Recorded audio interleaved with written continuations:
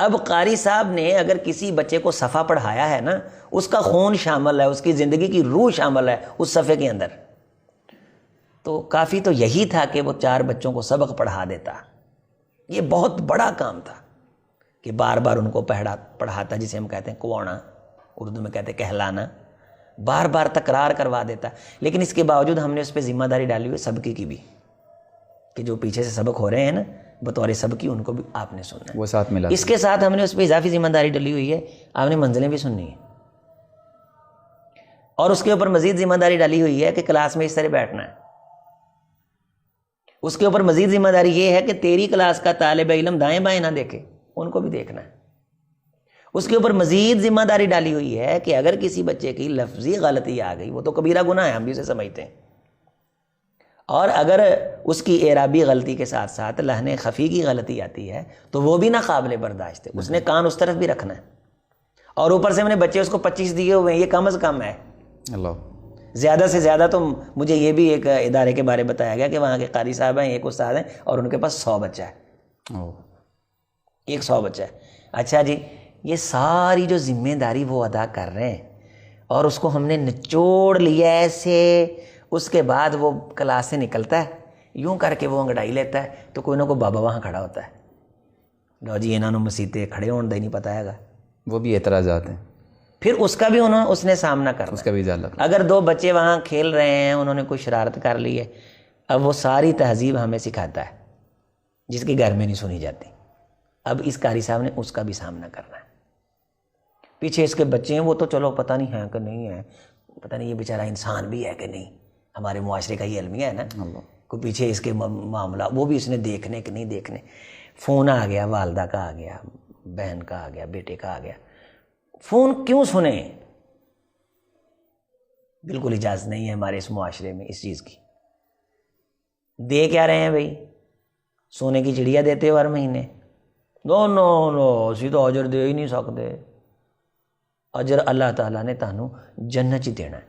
بھئی اللہ کے بندو، جو تم نے اس کو پیسے دینے وہ تم نے دوزخ میں جانے کے لیے دینے، تو تم نے بھی پیسے دے کے جنت ہی جانا ہے نا۔ اگر یہ زیادہ محنت کر کے زیادہ بڑی جنت لے لے گا تو تم زیادہ پیسے دے کے زیادہ جنت نہیں لے سکتے، تمہیں نہیں جنت چاہیے۔ اگر اس نے اللہ کی رضا کے لیے قرآن پڑھانا ہے تو تم نے اس کی خدمت نواز شریف کو راضی کرنے کے لیے کرنی ہے۔ وہ کبھی سوچو تو صحیح نا، وہ کہتے ہیں چمن میں تلخ نوائی میری گوارا کر کے، کبھی زہر بھی کرتا ہے کارے تریاقی۔ تو یہ میری بات اگرچہ کسی کو تلخ ضرور محسوس ہو۔ ہماری مسجد میں ایک خطیب صاحب آئے اور کہنے لگے کہ جب ان کی خدمت کرنے لگے تو کہنے لگے جی میں نے اللہ کی رضا کے لیے جمعہ پڑھایا ہے۔ تو میں نے کہا یہ جو ہم آپ کو پیسے دے رہے ہیں نا، یہ ہم عمران خان کو راضی کرنے کے لیے دے رہے ہیں۔ اسے بات سمجھ آ گئی، اور میں کہ یہ جو ہم آپ کو دے رہے ہیں ہم بھی اللہ کو راضی کرنے کے لیے دے رہے ہیں۔ آپ نے تو اپنے آپ کو بچا لیا یہ کہہ کے کہ میں تو پیسے نہیں لوں گا، میں تو اللہ کو راضی کرنے کے لیے آیا ہوں۔ تو ہم کس کو، ہمارے لیے پھر آپ نے کیا چھوڑا ہے؟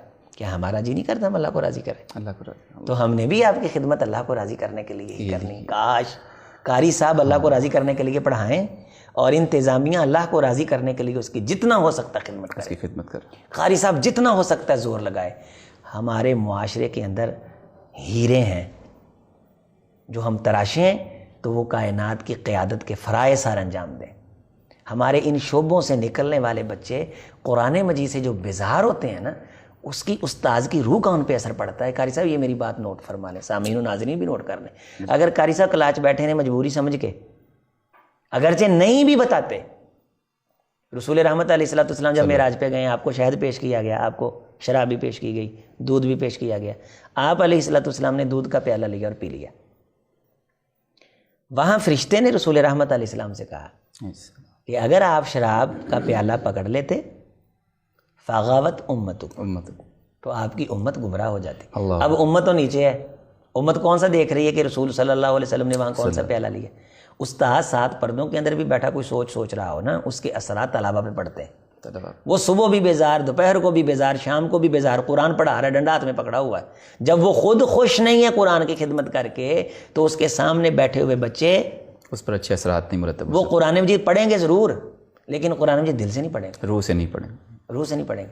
ہم نے اس کی روح کو بے چین کیا ہوا ہے, مضطرب کیا ہوا ہے, منتشر الخیال کیا ہوا ہے. کبھی وہ ادھر دیکھتا ہے, کبھی ادھر دیکھتا ہے, اور کبھی وہ گھر کو سوچتا ہے, کبھی معیشت کو سوچتا ہے, کبھی اپنے فیوچر کو سوچتا ہے, اور بیٹھا ہے سامنے, تھوڑی دیر کے بعد وہ پھٹی کھڑکا دیتا ہے, بچے یوں یوں کر کے ہل لیتے ہیں, اور پھر ایسا وہ اوپر چھا کر کے بیٹھا ہے کہ جس طرح نعوذ باللہ بچے قرآن مجید نہیں پڑھنے آئے, جیسے کوئی سزا بھگتنے آئے ہوئے.